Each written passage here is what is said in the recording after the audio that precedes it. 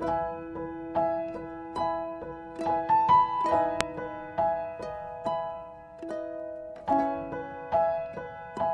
bistado na nga ang mga baho ni Franz Castro. Ito nga ay matapos na isumite ni VP Sara Duterte sa kinauukulan ang mga video kung saan makikita ang pagkuha nito sa mga bata at video pag-akit nito kay former President Rodrigo Duterte. Ayon sa OVP, hindi umano masikmura ni VP Sara nang mapanood nito ang video dahil talagang isang malaking kasalanan ang mga ginawa ni Franz Castro. Samantala narito panoorin ang video kung paano ibinasura ng korte ang pagpapatalsik kay VP Sara. Magandang araw sa inyong lahat ha. Naku, hindi na naman ako nakapag-spokes hour nung linggo. Pero pag hindi naman tayo nakaka-spokes hour sa takdang araw, kinabukasan, nag-i-spokes hour tayo. Ano po pag-usapan natin ngayon? Well, alam nyo kasi nagtataka ako. Noong mga nakalipas na spokes hour, nagkaroon tayo ng opinyon na unang-una, hindi po pwede magpatawag ng special session ang presidente para lamang sa impeachment. Bakit? Kasi nakasaad sa saligang batas na ang special session ay para lamang sa pagbubuo ng batas at ang impeachment ay hindi po legislative in character. Sabi nga ng Korte Suprema dun sa kasong hinain ko na Roque versus House Speaker, ang impeachment ay sui generis. Ibig sabihin, it defies an exact definition, neither here nor there. Now, nagkaroon din tayo ng opinion, na binago ko opinion ko na nung una, po pwedeng ituloy ang paglilitis beyond June 30, nung pag meron ng bagong Senado, no? At sinayad ko yung kaso na nagsasabi na mga arrest warrants, ang bisa niya ay hanggang dun lamang sa buhay ng Kongreso na yon, no? So ang sabi ko, hindi na po pwede magtuloy ang impeachment trial kasi nga sinabi ng Korte Suprema, hindi continuing body ang Senado pagdating dun sa mga bagay-bagay na gawain ng legislatura. At bagamat hindi siya legislative in character, still katungkulan pa rin ng mga mambabatas ang umupo bilang impeachment judges, no? So ang aking opinion ay magsisimula lamang ang impeachment court sa June 2 at magtatapos ang kanilang mandato ng June 30. Kinakailangan magkaroon sila ng verdict o paghuhusga by June 30, either acquit or convict. Pero sa tingin ko, hindi na mangyayari yun. Ang tanong, dahil alam naman ng Kongreso na hanggang June 30 lang ang buhay ng 19th Congress, bakit nila pinagpilitan itong pagsasampa ng impeachment complaint? O siyempre, pangunahang dahilan is upang sirain si Inday Sara. Kasi nga naman kung halos lahat ng mga kongresista ay lumagda dyan sa impeachment na yan at meron ng 215 plus 25.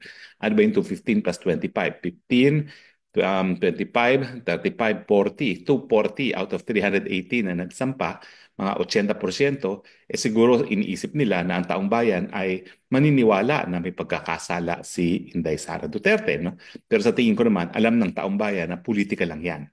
Kaya wala pong kinalaman dyan ang pagkakasala o hindi pagkakasala. So tingin ko, baliwala yan. Pero talagang intensyon nila, sirain lang ang pangalan ni Inday Sara. Habang nakabinbin yung impeachment na yan, may duda di umano sa pagkatao ni Inday Sara na hindi naman totoo, lalong-lalo na kung tatanungin mo yung mga taga Mindanao at saka mga Visayas at marami pa rin dito sa Luzon. Ang pangalawang kadahilanan, malay mo makalusot. Malay mo, ma-impluwensyahan ng Malacanang ang Senado na unang-una magkaroon ng special session habang bakasyon, habang naka-break, maski may ilan sa kanila, parang 8 at ang bilang ko na nangangampanya para sa eleksyon, no?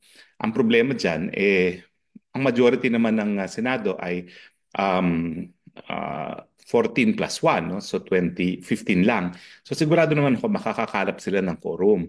Pero syempre, ang katotohanan niyan, karamihan ng mga re-electionista, hindi na yan sasapi sa proceedings dahil lang concern nila, ma-re-elect sila, no? So, bagamat yan, isa pang motibo yan na baka naman ma-convince si Presidente na bagamat ito'y labag sa saligang batas na tumawag ng special session. O nga pala, no? Ako yung kauna-unahang nag-issue ng opinion sa dalawang bagay na yan, na hindi po pwedeng special session kasi hindi po yan legislative in character at dapat matapos ang paglilitis by June 30. Sinang-ayunan po ako dyan noong itong election lawyer na si Attorney Macalintal at yung isang profesor ng batas na si, ano ba pangalan nito? Nakalimutan ko na. Basta isang profesor ng batas. Tapos yung aking eskwelahan, UP College of Law, nag-issue rin ng primer na tinutumpak naman na isa sa issue na dapat sagutin, kung po pwede nga magtawag ng special session ng presidente at kung po pwede pa bang magpatuloy ang impeachment court beyond June 30. So maraming salamat naman po. Si Tranquil Salvador, Attorney Tranquil Salvador, isang profesor ng remedial law, ang nagsang-ayon din sa aking opinion.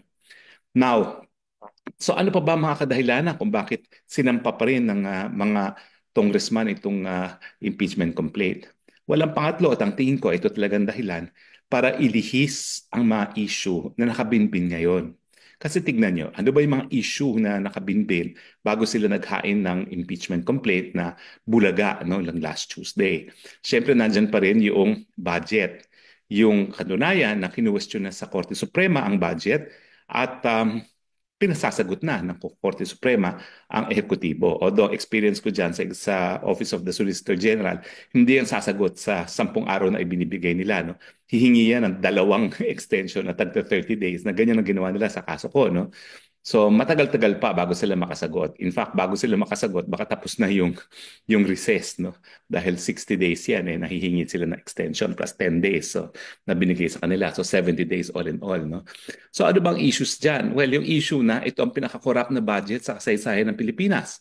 At alam natin na itong budget nito, kung hindi mapapawalang bisa, ito magpupondo doon sa 150 million kada kongresista na pumirma sa impeachment complaint. So, ang proseso kasi ng pagpapalabas ng pera na galing sa kaban ng bayan, una magkakaroon ng certificate, yung National Treasurer na mayroong sapat na pondo para dyan. 32 billion yan kasi 150 kada kongresista. At ang balita ko nga, ano yan, no? Divided by 4. Merong allocation galing sa DPWH kasi yung DPWH secretary, meron siya nakatagong pondo para sa mga proyekto na gusto niya talaga niyang isulong, no? Na nakalamsam yan. At yung ibibigay sa ating mga kongresista na kung hindi ako nagkakamali, 100 million, dyan manggagaling, no? Tapos yung balanse ng 50 million na manggagaling sa AKAP at saka sa AIX, no? Ay yun nga, yan yung manggagaling din doon sa inaprubahang budget para sa mga ayudang yan, no? Alam naman natin napakalaki ng budget ng AKAP, no? So kung hindi ako nagkakamali, tag 150 million talaga yung AKAP tag to 200 million pala yung AKAP ng mga kongresista. So ang nangyari, pinarelease lang kaagad yung 50 para meron na silang pang-eleksyon, no? Now, so ano ba yung mga issues kasi na nakasaad dyan sa budget na yan? Pag hindi po natigil ang pag-release ng budget, ito po yung pinakakurap, gagamitin ng mga mambabatas para sa kanilang re-election campaign, gagamitin ng mga mambabatas yan bilang, kumbaga, premyo dahil sa kanilang partisipasyon para sirain ang pamilyang Duterte at si Harry Roque. Sinasabi ko po yan dahil ako lang naman talaga ang pinuruhan nila sa mga kaalyado ng Duterte. Lahat naman ng mga pinupuruhan nila ay pamilyang Duterte. Kasama na po si Attorney Mans Carpio, no, na asawa ng ating Vice Presidente. So talagang layunan nila ay sirain ang Duterte at ang kanilang alyado na si Harry Roque. Nagkataon talaga na naninindigan naman tayo talaga na napakabuti ng paglilingkod ng Duterte nung sila'y presidente at nakita ko naman po yan first hand. Kaya naman wala akong choice kung hindi ikumpira yung ginagawa ng Marcos sa ginawa ng Duterte. At ako naman po ay maninindigan at tama naman po yung aking pinakitang loyalty sa mga Duterte dahil sa tingin ko ang Duterte ang tamang brand of leadership. So kapag hindi napigil ang budget na yan, ayan po, yung 26, yung AKAP na mamimigay ay mga mambabatas. At kung hindi nga po ako nagkakamali, napakalaki ng halaga yan, no? Parang 26 billion ata yan ang nakalaan sa AKAP. Tapos yung binaliwala yung batas natin na Universal Healthcare Law na zero balance, zero funding ang PhilHealth, no? At saka yung pagtanggal sa Modernization Act ng Hukbong Sandatahan na 12 billion at saka yung 26 billion na retirement ng ating mga kasundaluhan at kapulisan, ibig sabihin magre-retiro sila na walang pondo. So kapag hindi napigilan itong budget nito, malalabag din po ang salingang batas dahil ang pinakamalaking pondo ay 1 trilyon para sa DPWH at ngayon ang kalakaran is halos kalahati pupunta sa bulsa ng mga politiko. So 500 billion yan na pupunta sa bulsa ng mga politiko. So ito po yung mga dahilan kung bakit pinursige pa rin nila ang impeachment. Pero sa tingin ko, ang pinakamahalagang rason para malihis nga ang atensyon ng tao doon sa maanumalyang budget na pinakakurakot sa buong kasaysayan ng Pilipinas. At mukhang sila ay naging matagumpay kasi ngayon ang usap-usapan, sino ba yung mga pumirma yan para hindi natin iboto? Tama po yun. Yung 80% ng Kongreso hindi dapat iboto at dapat yung hindi pumirma, yan ang ating iboto muli. No? At ang tingin ko, yung Iglesia ni Cristo, sa kanilang pamamaraan, ang iendurso ay yung mga hindi nagsuporta, hindi pumirma dyan sa impeachment. Bagamat yan po dapat natin gawin, wag natin kalimutan, ang issue pa rin ay budget.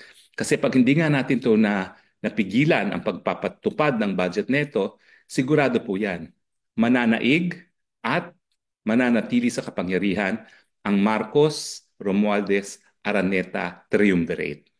Yung sindikato nila ay hindi po maaalis sa posisyon dahil talaga po yung pinakamalaking budget sa ating kasaysayan kasama na yung 1 trillion na nakalaan para sa DepEd, gagamitin nila para manatili sa pwesto ang Marcos, Romualdez, Araneta sa panahon na talaga namang alam natin na sinusuka na sila ng taong bayan.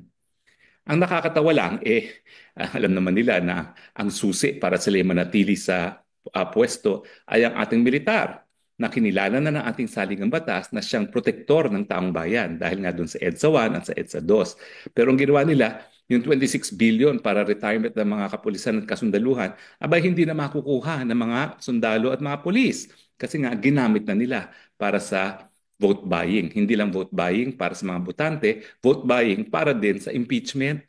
So na masakit dito, kaya ikaw ay DDS o hindi, abay pera mo ang ginamit para masiguro na ma-impeach ang Inday Sara. Gayong alam nila na wala nang pupuntahan yung impeachment na yan. Binigyan lang talaga nila ng pagkakataon na kumita ang kanilang mga sarili, no? Dahil kapag hindi naman lumabas yung pinangakong 150 million kada miyembro ng Kongreso, alam naman natin hindi talaga lilipad yan. Tapos ngayon, sinasabi nila na ang Senado daw ay dapat magka-special session. Ulul, bakit sila magsa-special session? Nag-antay sila hanggang absolute last minute bago magsumite ng impeachment complaint sa Senado. Sinong dapat sisihin kung walang mangyari nga dyan? Dahil kinakailangan matapos yung buong impeachment trial by June 30. Abay, Kongreso din. Mabuti nilang ang tingin ko ay wala silang sapat na kakayahan at pagkakaintindi sa ating mga batas at saligang batas na nakalimutan nila na kinakailangan dahil ang Senado ay hindi continuing body for purposes of yung kanilang katungkulan bilang mambabatas at isa sa katungkulan nga nila ay umupo bilang isang impeachment court, kinakailangan magsimula at matapos ngayon yan from June 2 to June 30. Now, anong posibilidad na matatapos yan? Well, pwede matapos siguro yan by June 30 kung magkakaroon ng stipulation. Kung papayag ang parehong kampo na, o sige, itong sinasabi nilang tangkang pagpatay kay Presidente, ito ba impeachable o hindi? Kasi iwan mo na ang sagot dyan sa mga mambabatas, mga senador, kasi yan naman ay legal issue. Tapos, ang nakapagtataka, yung graft and corruption, tumaas. Hindi lang 150 million in confidential funds. Ayun lang naman yung confidential funds talaga na nai-release kay BP Sara noong 22.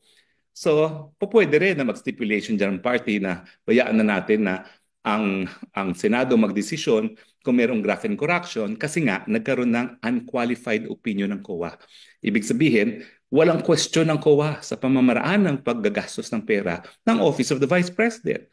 So kung meron pang issue rito o wala, bahala na ang mga senador. So yan lang yung tanging paraan na nakikita ko na matapos yan by June 30 na pumayag sa stipulation ang parehong partido. Pero kung ikaw naman ay nasa kampo ni BP Sara, papayag ka ba? Siyempre hindi. Dahil alam mo namang pagdating ng June 30, baliwala na yung impeachment trial na yan. Siyempre, pabain mo na lang, dribble na lang kung tawag. No?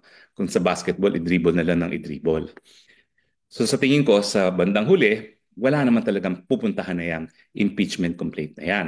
So kailan dapat isampa muli ang bagong impeachment complaint? Abay, nakasaad din sa salagang batas. Hindi po pwede magkaroon ng mag-initiate ng multiple impeachment complaints sa panahon ng isang taon. So ang pinakamaaga na po pwede sila magsampa ng panibagong impeachment, assuming nandyan pa rin ang Tambaluslos as speaker, ay sa Pebrero of 2026, matapos ang isang taon kung kailan na-initiate yung impeachment complaint. Ang initiate po kasi, sabi dun sa kaso namin ng Roque versus sa Executive Secretary, ay yung petsa kung kailan pinadala sa House Committee for deliberation ng impeachment complaint. Hindi po pinadala. So I guess ang naiisip ng mga mambabatas ay po pwede na talagang diretsahan dahil na-meet naman yung minimum one-third votes. No? In which case, ang date of initiation is kung kailan nila hinain yung impeachment complaint sa Senado mismo. Bagamat may legal na question pa rin yan kasi ang sabi ng ilang mga abogado, may proseso na dapat sundin. Pero ang paninindigan ko, kung merong one-third talaga at verified naman po talaga na sinumpaan niya ng lahat ng mga kongresistang lumagda dyan na may duda ko. Kasi nga isang araw lang yun eh. Mantakin mo, more than 250 signatures. Lahat kaya yan ay nagsumpaan kay SecGen. I doubt it. Parang physically impossible. Kaya dapat isa-isahin ngayon yan ng Senado kung talagang lumagda nga yung at nanumpa sa harap ng SecGen yung lahat ng sumuporta sa impeachment. Para naman dun sa mga nalulungkot na pati yung mga taga Mindanao, naglagda dyan sa impeachment complaint, wag na po kayo malungkot. Ganyan po talaga anyo ng politika. Ang ating anyo ng mga politiko, they go where the man is. Yan po ang malungkot na katotohanan. Wala po talagang pagmamahal sa bayan yan. Pag nakaamoy sila ng pera, dun sila pupunta. At kaya nga po sa darating na eleksyon, sana pumili tayo ng mga kongresista at mga senador na hindi ganyan ang kanilang prioridad sa kanilang paglilingkod sa bayan. Dapat talaga kung anong makakabuti sa bayan at hindi yung kung saan sila kikita. Kasi nga po ang problema sa Pilipinas, naging negosyo na ang politika. Agree ba ho kayo or disagree? Well, komento lang po kayo at yan po ay mababasa ng ating mga viewers. Maraming salamat po sa inyong pagtangkilik ng Spokes Hour. Wala pong tinag ang inyong pagtangkilik. At kung hindi pa po kayo nagla-like at nagpa-follow, ilike niyo po ang aking Facebook, ang aking Instagram, ang aking Twitter, at ang aking TikTok. Maraming salamat po sa inyong patuloy na pagtangkilik. Ito po ang inyong Spokes ng Bayang nagsasabi, I love you, Philippines. You're the only country that I have. God bless the Philippines. Bye.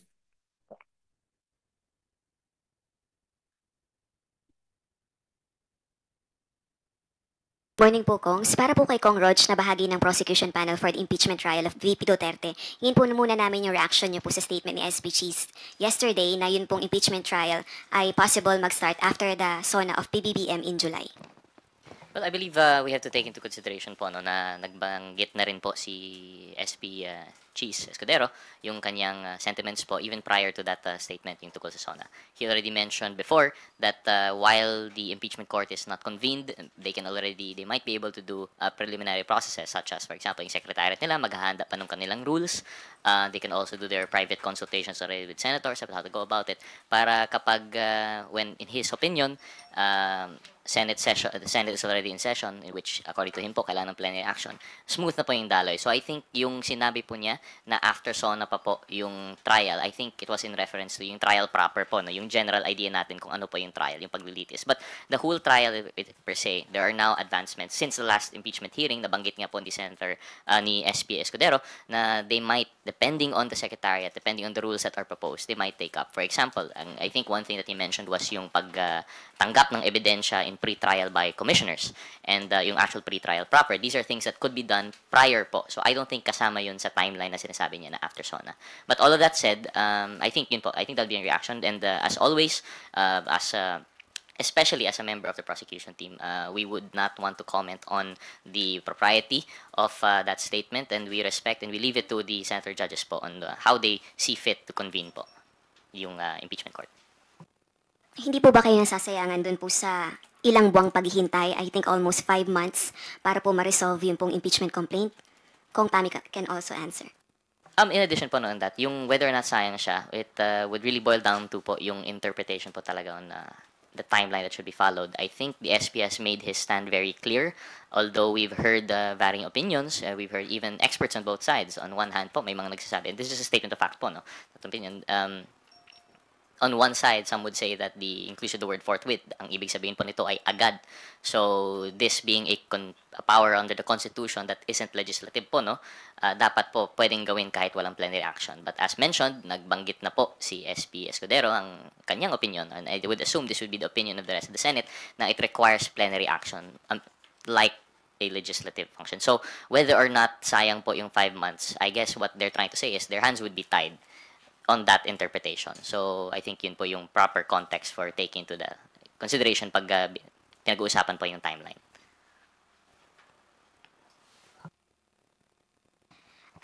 Dun po sa prosecution panel, meron po ba kayong possible options para mas mapaaga yung impeachment trial? For example, encouraging President Marcos Jr. to call for a special session.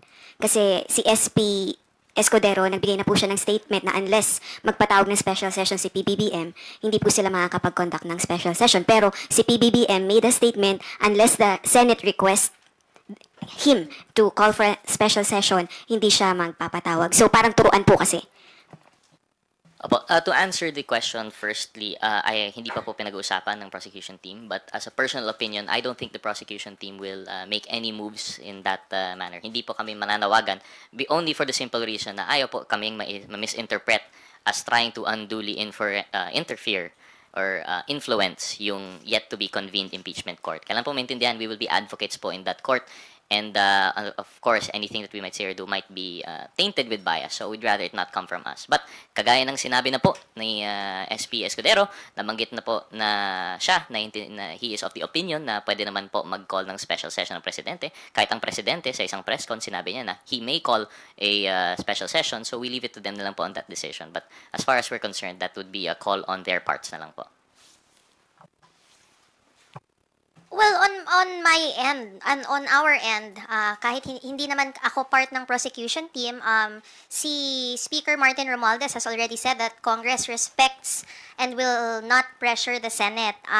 Although there are many legal luminaries who are advising the Senate to start right away, and while some advise otherwise, but as far as the House is concerned, we've already impeached the Vice President, and so we will really leave it to the Senate as to when they will convene to become a trial court. Thank you, Rosalie. For today's second question, let us call on Tina Pangilinan Perez from GMA7. For Prosec Congroj, will you be requiring the presence of Vice President Sara Duterte during the impeachment trial? Again, we've yet to talk about yung specific matters such as this. Di pa po, wala pa na pag-usapan. Not even yung usual na, like your question last time, wala pa po akong update, wala pa pong division of work, wala pa pong ganun details. But as for the calling of the witnesses, first and foremost, hindi pa po yung nabanggit na, hindi pa final. I can't say for sure if that we will call, although understandably it would be better for the, it's actually the impeachment court will be able to to mandate attendance naman po, no? But on the part of the prosecution team, definitely it would be better if the subject of the impeachment were there. If she were to be presented as a witness also by their defense, then we would have the opportunity also to cross-examine po, no? So, sa kahit anong paglilitis po, mas maraming testigo, mas maraming ebidensya, mas maganda po. This goes both ways for the prosecution team and for the defense. Para po para lumabas po yung katotohanan. Any additional evidence or witness would be welcome po. Sir, how much of the evidence is with the prosecution team already? Without saying too much po, I think we have enough evidence. We have what we would say, I think it's more than enough, especially considering na, in our opinion, of course, depende pa rin po yun. Ang impeachment case po ay not strictly criminal. It's sui generis, we've always mentioned this, it's more akin to an administrative matter po, no? Kasi the penalty, it's not punitive, wala pong makukulong. Wala pong fines and penalties na that would be implemented.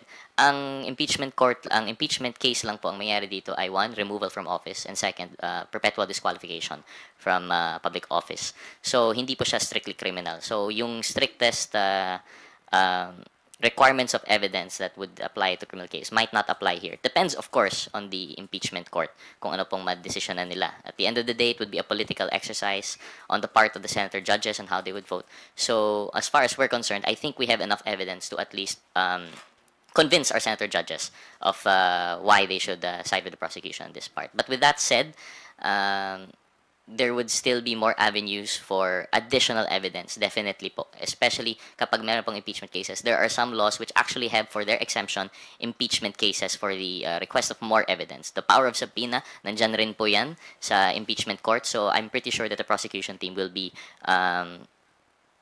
open to all of these additional avenues to secure even more evidence po.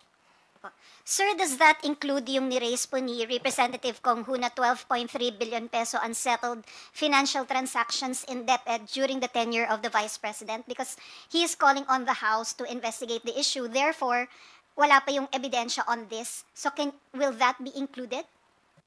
Well, if we take a look po preliminarily on the articles ng ating impeachment, nandun na po yung mga grounds natin, and one of it would be yung graft and corruption. This would really depend po on the appreciation of the evidence. Although, it is alarming that there would be, ano po yung amount po natin, Ma'am Tina? 12 billion po ba? 12.3 B, sir. 12.3 billion, and this would be disallowances po ba?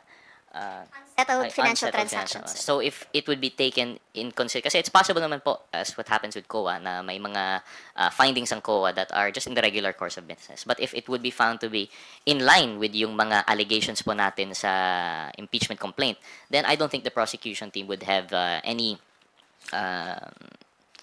hindi po, they will not shy away from making use of such evidence po siguro.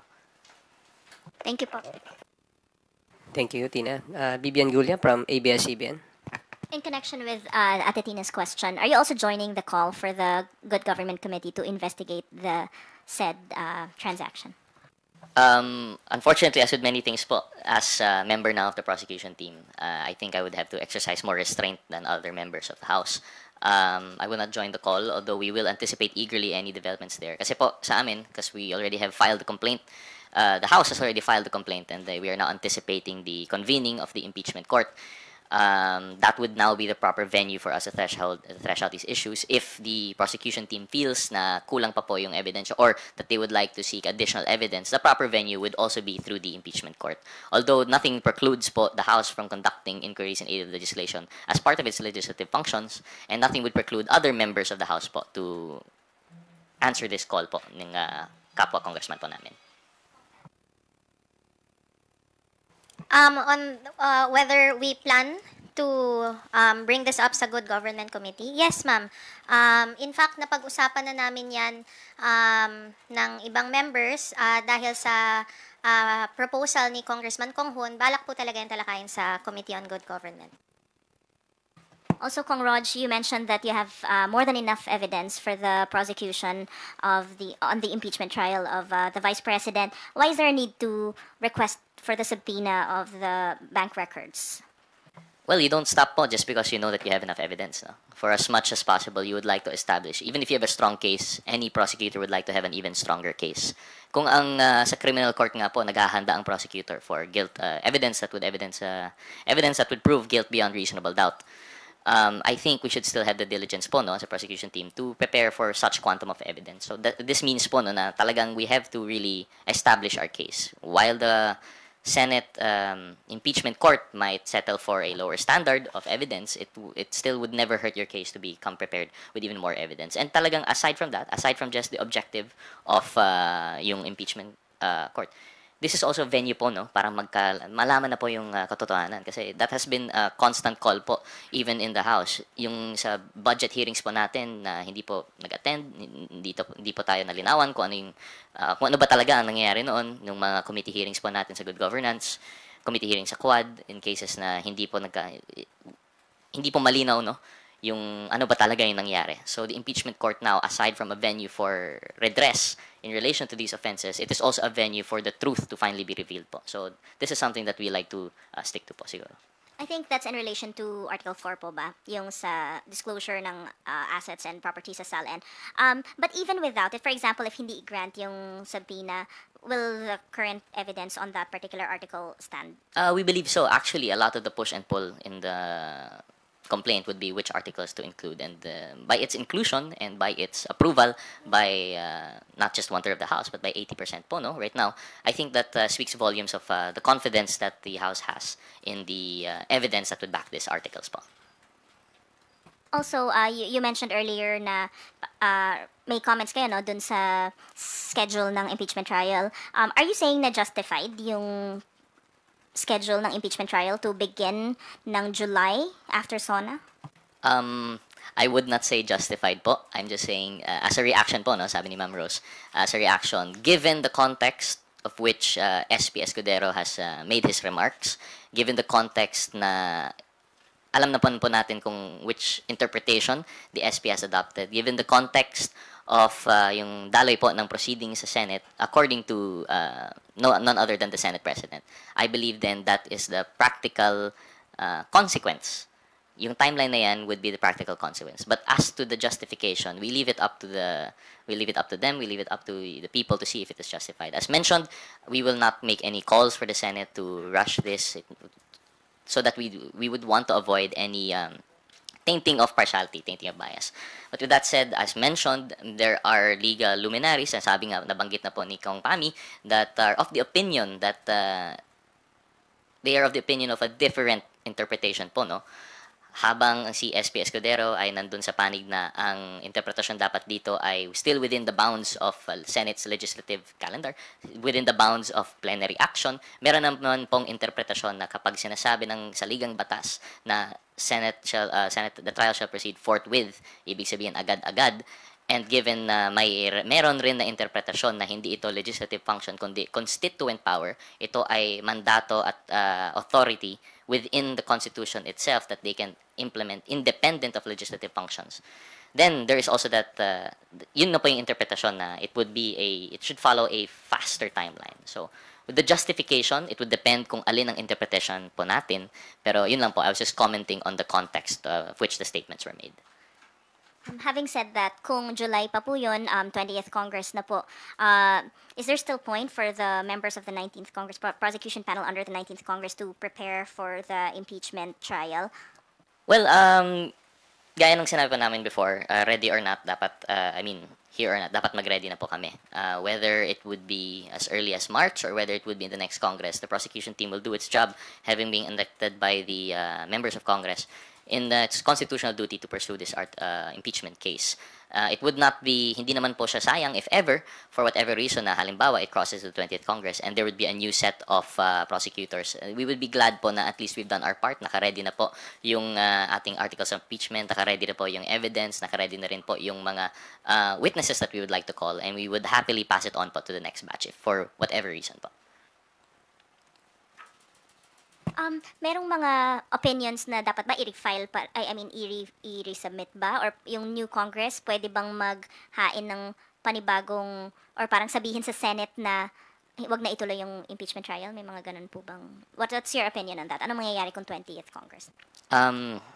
Again, this would boil down to interpretation, but I think it's very clear po, no? now that we have actually filed yung saligang batas, klaro naman po, the power to initiate impeachment cases is vested in the House, and this has already been done by the House. So we actually have pending impeachment complaint. So whether or not that could be stopped by the next Congress, I don't think it would be held by that. I understand meron pong interpretasyon na according to some legal luminaries na kapag tapos na po yung 19th Congress, no business can be carried over to the 20th. But I think that was another, based on the interpretation po, on legislative functions po. I think a case that was cited for that was Garciliano versus, I forgot the specific case. Pero when I read it, particular naman po yun, that was regarding a Senate inquiry. Hindi naman po yun impeachment complaint, hindi naman po yun na constituent power. So, I leave it to that po, no, kung ano yung interpretation po nila doon. Pero for me, personally, my interpretation is that continuing po siya. An impeachment case filed now can still be tried the next. And we have, although it's not strict in the strictest sense, our basis, but historically, maganda po yung unang-una, may experience po yung United States po dito. As we know, our Constitution lifts some parts. It's based on U.S. Constitution, U.S. jurisprudence, their body of laws. And doon po sa U.S., nangyayari po talaga yon. Yung Senado po nila ay continuing body rin. And in, I think, 4 instances of impeachment, one Congress files the impeachment complaint, and it was already tried in the next Congress. So we have basis on that. Second, I am more akin to adopting the interpretation rin po ni SP Escudero. He gave a very logical example. When we look at our collegiate courts, for example, Supreme Court, when we look at the Court of Appeals, and look at Sandigan Bayan, kapag marami po yung ating mga huwes, marami po yung ating mga hukom, maestrado, just because yung isa po, halimbawa, yumaon na, pumanaw, or nag-retire, nag-resign, hindi po ibig sabihin nun, uulit po yung case, no? Tuloy pa rin po yung kaso. So, I think these two put together would make more sense in the context of an impeachment complaint rather than yung refiling interpretation po. Thank you, Bibian. Next questions will come from Earl Tobias of IBC 13. Kong Pami, Kong Rod siya. Good morning po. On another topic po, House Majority Leader Manuel Dalipe, kinondenya niya po yung pagpa-file ng cases against Speaker Romualdez and other House leaders dito sa cases na na-file sa pagpasa ng 2025 budget. On his words po, he said, any attempt to portray it otherwise is a clear distortion of facts and an attack of legislative process itself. Furthermore, sinabi niya rin po na parang diversionary tactic ito because more telling is the involvement of former Speaker Pantaleon Alvarez as one of the complainants as a sitting member of the House during the deliberations of the 2025 GAA. He had every opportunity to raise objections, questions, and allocations. Your sentiments po. On my end, I'd like to clarify that it is anyone's absolute right to file any case, and it's very good that they filed so that it can go through the proper channels and that the House leadership will squarely face that. Having said that, I want to take note that it's very ironic that Mr. Alvarez barely participated in the non-stop budget hearings that we've had for the 2025 budget, whether sa committee level or sa plenary. Wala naman siyang ni-raise na concern. Bilang Assistant Majority Leader, parati po akong nasa session floor, bihira ko po siyang nakita. So, nandun na po yung chance sana na kung meron siyang sisilipin, meron siyang mga tanong, masasagot na sana noon pa. Additional lang po, no, siguro, not so much in the statement of Major Dalipe, but more on a comment lang po, no, on the nature that they filed. I think, of course, kagaya ng sinabi po ni Kong Pami, we would always welcome and respect everyone's right to seek redress, seek grievance before the court. Tama naman po yun kapag nakikita po natin na merong cause of action, pwede naman talaga tayo mag-file. Ngunit, important rin tanungin yung whys po, no? Sa tingin ko po, although we don't want to impute any malice on the part of those who filed, it's just really questionable. Ako personally, without going into the context po, no, na may prior redress naman po in the House na hindi naman po naitanong, yung pag-file mismo, I think if the question is really in relation not to politics but to the law itself, shouldn't it have been filed before the Supreme Court? Regarding Rule 65 po, usually kapag may katanungan po tukol sa isang batas, ang redress po nandun sa Supreme Court, hindi po siya criminal. Kasi po political function yung pagpasa ng batas, no? So, wala namang na-enrichment na alleged, I think, doon sa criminal nature that they are now filing. So, it's just curious po, no, on my part, bakit yun yung venue na pinili nila. And then, if we also look at the cast of characters, bakit, I understand the issue is BICAM, pero yung House lang po yung respondents, no? To which a member rin po si Kong Alvarez, like mentioned ni Kong Pami, that there would have been a prior, he could have questioned it naman before. So, while we welcome po, no, I think it would have been better for the purposes, kung yung tanong lang po talaga yung issue ng mga blanco, it would have been better for the Supreme Court to rule on the procedures that the House would take, no? Na we stand by yung sinabi po ng ating leadership, we stand by po yung sinabi ni Acting Chair Kimbo, na ginawa naman lahat to with authority ng BICAM. So if there's a problem with that authority, if it is flawed in any way, that should have been questioned rather than yung allegedly criminal act of filling the blank. So these are just some questions that I think po siguro na dapat maitanong ng taong bayan in relation to the context of the filing of that case po. Follow up po, Kongs. Being that kayong dalawa po ni Kong Pami, you were active during the budget process then and the deliberations, mga plenary or sa committee hearing, would you think this filing of cases would gain traction, or at the end of the day, lalabas din yung katotohanan that the House did its duty well? Ako una sa lahat, gusto ko lang sabihin that the Speaker isn't even part of the BICAM. So, sana po nilinaw po nila yung kinasuhan nila. Kung tungkol talaga sa BICAM yung ang kanilang kaso, hindi po parte ng BICAM ang Speaker. Pangalawa, ano yung tanong? Do you think magpa-progress pa po itong final nila? Well, we'll leave it to the courts para sa pag-andar nun. Ang House leadership naman, ready naman to answer anything at any time. Last from my end po. Kung sa attendance lang or sa pagharap ni BP Sara sa impeachment court, given na meron na kayong sapat na evidence, and you said better nga kung a-attend siya, pero kung hindi man siya pumunta, handa rin ba ng strategy, or is that one of the things na pinagpaplanuhan ng House Prosecution Panel po? Kung in case, piliin ni BP na hindi siya umattend. Yes po. I would say ready. Not naman na intentional na pinaghahandaan, although historically po, no, hindi po siya nag-attend sa ating mga hearings.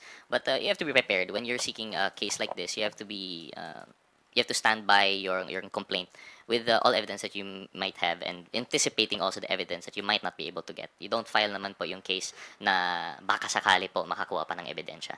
So I would say what we would like to achieve with this, definitely, as advocating for yung impeachment complaint, talagang to establish yung evidence independent po, no, of whatever the adverse party might produce. So dapat meron rin po talaga, and we do have yung aming sariling evidence, we have our own lineup of witnesses that would have the tendency to establish po yung kaso. So yun po.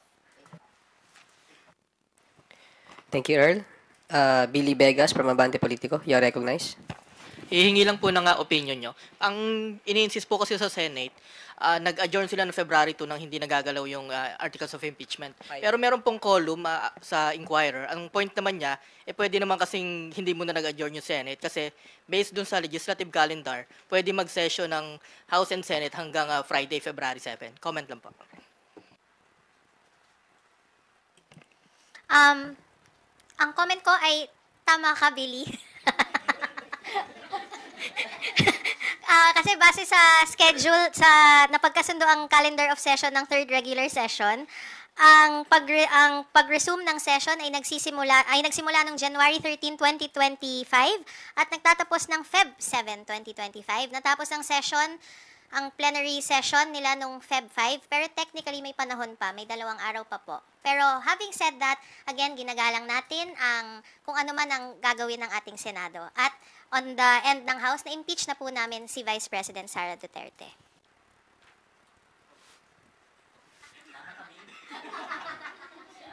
In addition lang po no siguro, again, this is all harping on that one interpretation. It is bound by legislative functions. By the term nga po, legislative calendar.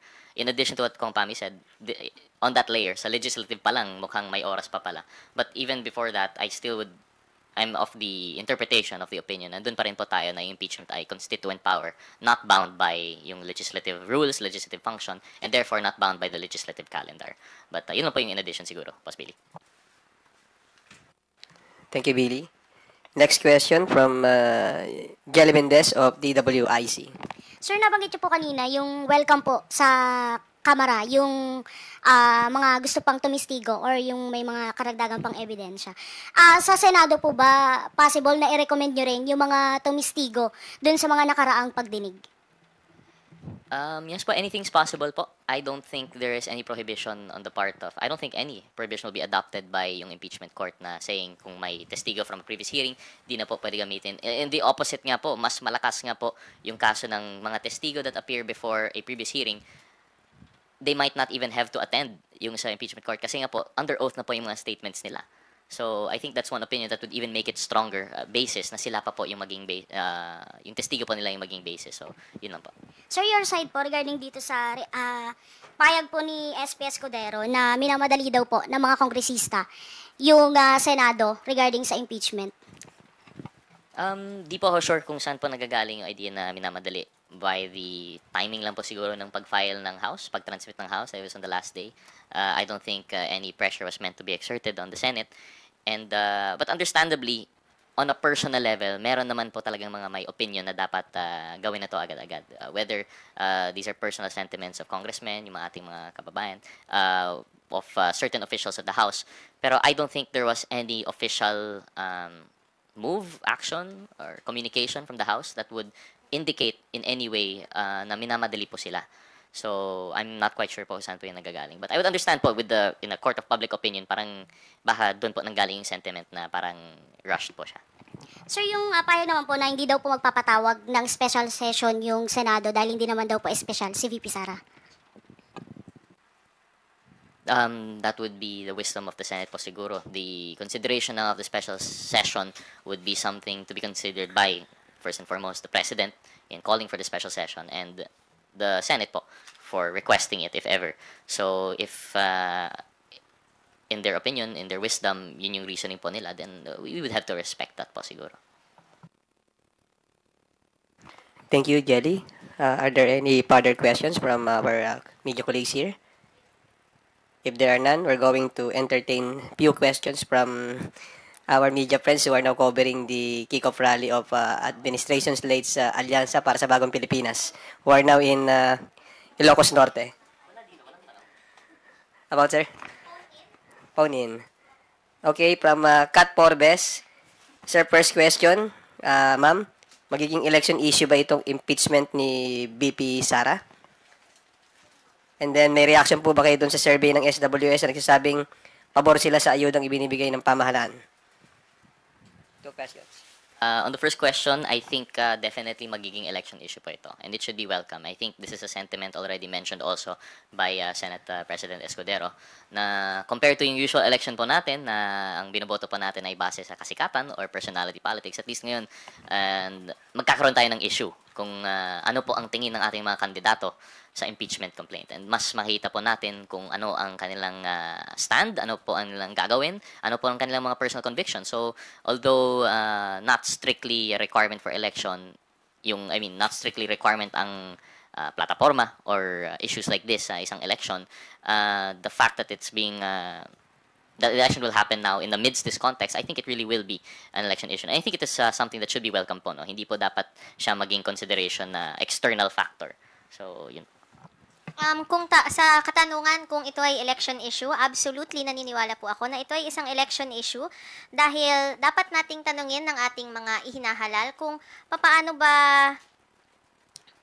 bang panagutin ng mga tao patungkol sa pagwawaldas ng pera ng bayan, patungkol sa hindi paggamit ng tama ng pondo ng bayan, patungkol sa hindi pagsunod sa saligang batas patungkol sa paggamit ng pondo ng bayan. So, isang malaking test po yan sa lahat ng kandidato sa aming mga paninindigan para sa bayan. Maraming salamat po. Sir, ma'am, yung second question about ayuda. Well, personally, masayang-masaya ako dun sa survey na yon kasi it vindicates what we've always said, no? Na itong mga issues patungkol sa ayuda ay pawang ingay lamang at talaga namang hinahanap ito ng taong bayan. Kasi yung 4Ps, dinidirekta yan para sa talagang sa poorest of the poor. Ito namang AKAP ay nakadirekta para sa mga near poor na isa ring malaking porsyento ng ating populasyon. Kaya masaya po kami na yun po ang lumabas sa survey kasi ito naman ay bagay na talagang pinaniniwalaan namin noon pa man.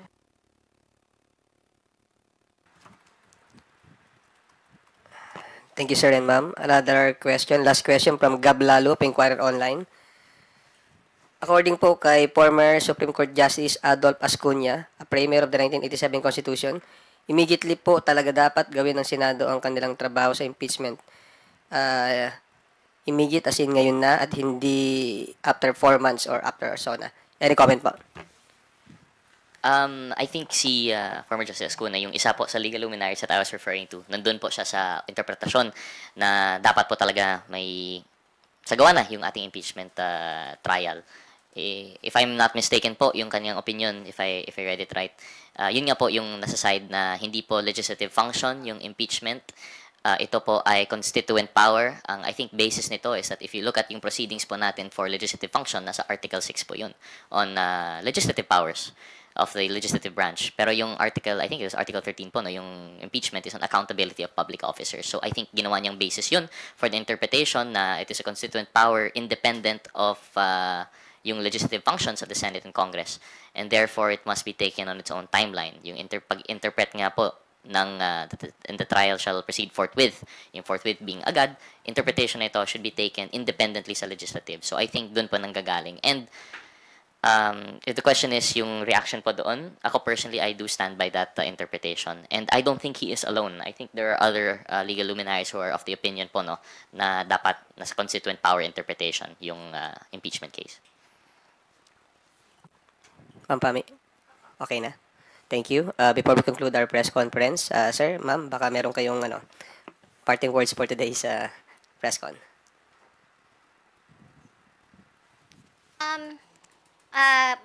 Una, maraming salamat sa ating house media sa inyong mga katanungan. Hindi po porket tumigil na po ang plenary session ay tumitigil po ang pagtrabaho namin dito sa House. Tuloy-tuloy pa rin po kahit po panahon na ng kampanya para sa iba nating mga kandidato. Tuloy-tuloy pa rin po ang pagtatrabaho ng inyong mga House members. Maraming salamat.